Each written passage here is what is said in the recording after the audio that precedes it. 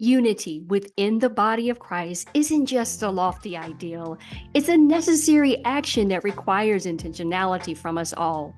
Whether you're part of the older generation, rich in tradition, or younger, with the voice of fresh perspectives, you are vital to the body of Christ, the kingdom of God. Together we form one body, each with a unique role in fulfilling God's purpose.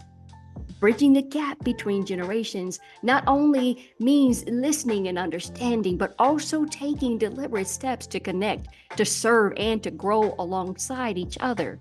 It's about embracing the anchor we have in Jesus, knowing that His steadfast love and truth are what keep us grounded through any storm.